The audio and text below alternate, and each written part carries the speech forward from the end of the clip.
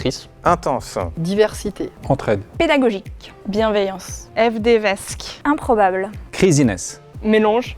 Mélange des cultures et des matières. Franchement, une épreuve. Mais une bonne épreuve. C'est à la fois fatigant et satisfaisant, mais c'est toujours intense. Tout était improbable parce que des locaux dans lesquels on était, aux enseignants qu'on a rencontrés, aux yeux qu'on a suivis, tout était surprenant et si différent de ce qu'on pouvait voir ailleurs. Pour moi, ça sera life-changing parce que la licence a changé ma vie, je pense. C'est unique.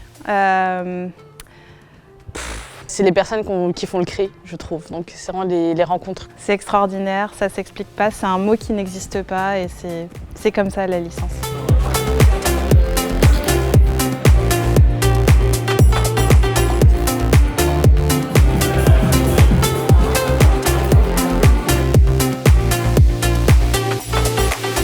À l'époque où on était à la licence, on était encore dans les locaux de Cochin. On était dans des toutes petites salles et il y avait certains trucs qui étaient un peu plus vétustes que d'autres et en particulier une prise électrique qui nous a suivis pendant toute ma licence qui se détachait du reste du mur jusqu'au jour où on s'est dit qu'on était une classe entière d'étudiants très intelligents et très brillants et on s'est dit qu'on allait réparer la prise électrique et on a fait disjoncter la moitié de Cochin.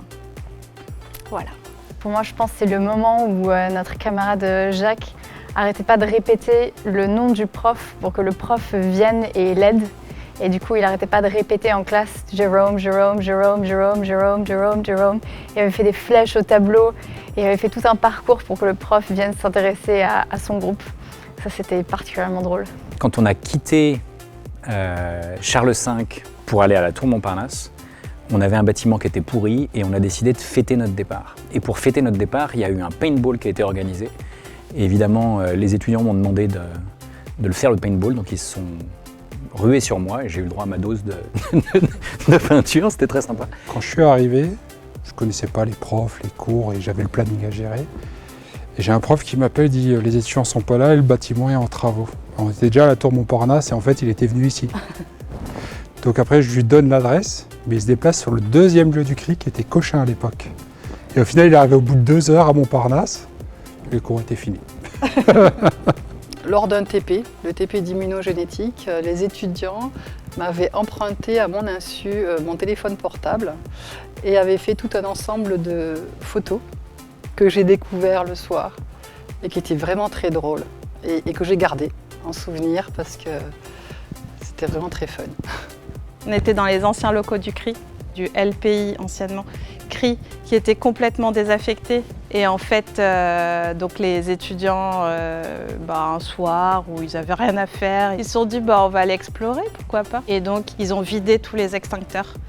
Donc il y a 5 étudiants d'une promo dont je ne citerai pas le nom, mais ils se reconnaîtront. Quand on était à Bidart, on est parti en une journée, on avait une journée off et on est parti à San Sebastian en train et c'était un peu le bordel pour y aller. Il y avait un premier train jusqu'à Hendaye et un autre de Hendaye jusqu'à San Sebastian. L'aller, tout va bien, on passe une super journée, tout ça et vraiment 10 minutes avant le départ du train, on se rend compte qu'on est à l'autre bout de la ville par rapport à la gare. On court et on arrive au train et j'ai paumé mes billets de train. C'est le dernier train bien sûr pour rentrer. Tout le monde est dans le wagon, je vois les portes à 2 doigts de se fermer.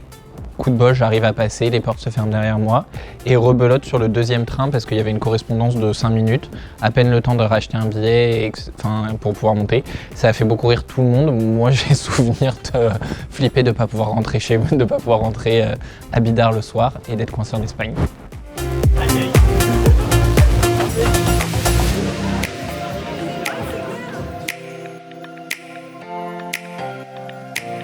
C'est la cérémonie diplôme. La remise des diplômes. La remise de diplôme. La cérémonie des diplômes. Et la remise des diplômes. Toutes les cérémonies de remise de diplôme. C'était vraiment un événement dingue parce qu'on était tous là, nos familles, les profs avaient fait un diapo, donc c'était un peu une rétrospective de tout ce qu'on avait vécu. Et c'est assez impressionnant de se dire que en 3 ans, on avait évolué de ouf. Un événement marquant, c'est la première rentrée de la première année de licence. Et en plus, c'était à Bidart avec Livio et toute l'équipe. pédagogique. Et moi, j'y suis allé en famille. Et donc, mes enfants, qui avaient à l'époque, je crois, 11 et 13 ans, ont découvert tous les exercices pédagogiques qui étaient offerts aux étudiants. Il n'y avait que 18 étudiants dans cette promo. Et ce mélange intergénérationnel était marquant parce qu'en plus, on allait se baigner dans les rouleaux sur la plage et en même temps, il y avait plein de choses qui avaient beaucoup de sens. Et donc, c'était très riche. L'événement marquant, ça a été le week-end que j'ai organisé avec les associations étudiantes. Les Spring Days, ça s'appelait. On a fait ça avec toutes les assos du CRI à l'époque. Et c'était vraiment 3 jours avec tous les staffs qui pouvaient être là, tous les étudiants qui pouvaient être là. Franchement, c'était un week-end cool où on a pu vraiment s'amuser tous ensemble sans qu'il y ait d'années de différence, sans prendre en compte le staff. L'événement marquant qui me vient en tête, c'est, je dirais, le premier événement, la première fois que j'ai rencontré tous mes camarades de classe, où on a fait une semaine d'introduction et où j'ai tout de suite rencontré des gens avec qui on a tout de suite senti une affinité, des points communs et où on a fait beaucoup d'activités ensemble et j'en garde de très bons souvenirs.